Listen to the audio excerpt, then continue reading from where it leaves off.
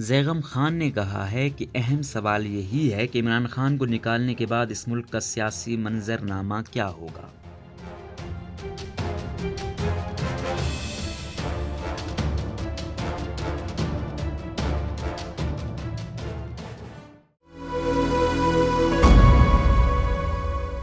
جس کی جانب یہ ساری جماعتیں جائیں گی، ابھی تک یہ باتیں بالکل واضح نہیں ہیں۔ ان کا کہنا تھا کہ عمران خان اب عوام میں اتنے پاپولر نہیں رہے، پی ٹی آئی کے کئی اراکین اب اس جماعت میں اپنا مستقبل نہیں دیکھ رہے۔ اگر ان کو ٹکٹوں کی پیشکش کی جائے تو وہ اپنی ہی جماعت کے خلاف خودکش حملے کرنے کے لیے بھی تیار بیٹھے ہیں، جبکہ ہو سکتا ہے کہ اتحادی بھی ساتھ چھوڑنے کے لیے تیار ہو جائیں، لیکن یہ کہانی آدھی ہے۔ ان کا کہنا تھا کہ میں سمجھتا ہوں کہ سیاسی جماعتوں کا کسی ایک چیز پر متفق ہونا بہت مشکل کام ہے۔ یہی چیز چودھری صاحبان بھی محسوس کر چکے ہیں کہ اس وقت کشتی سے چھلانگ لگانا ان کی سیاست کے لیے خطرناک ہوگا۔ مزمل سہروردی کا کہنا ہے کہ میں جب ملک کی سیاسی منظرنامے پر نظر دوڑاتا ہوں تو مجھے واضح طور پر نظر آ رہا ہے کہ جو جماعتیں آپس میں لڑی ہوئی تھیں انہیں کسی جادوئی طاقت نے دوبارہ سے آپس میں ملوا دیا ہے۔ اب عمران خان مخالف قوتیں آپس میں اکٹھی ہو چکی ہیں۔ اگر صرف ٹرک کی بتی کے پیچھے لگوانا ہوتا تو اتنی اہم ملاقاتیں نہ کروائی جاتی۔ ان کا کہنا تھا کہ لوگ مؤنث الہی کے بیان کی بات کرتے ہیں، لیکن چودھری سالک تو کہہ چکے ہیں کہ ہم تحریک عدم اعتماد کو سپورٹ کر سکتے ہیں۔ اس سے بڑھ کر یہ کہ چودھری پرویز الہی کا یہ بیان کہ ابھی کچن میں کچھ پک رہا ہے، جب تیار ہو جائے گا تو کھا لیں گے،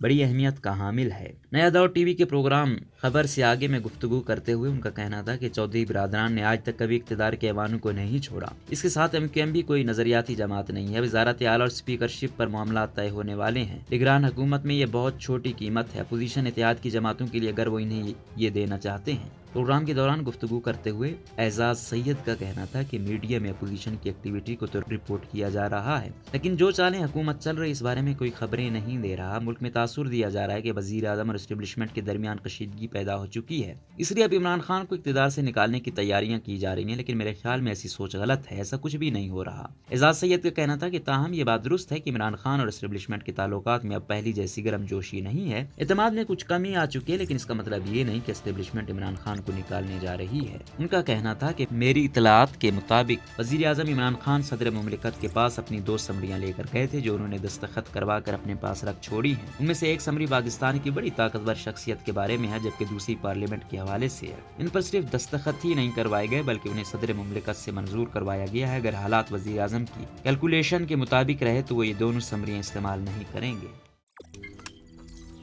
روزنامہ قدرت کی ویڈیو دیکھنے کے لیے ابھی یوٹیوب چینل پر سبسکرائب کریں اور بیل آئیکن پر بھی کلک کریں۔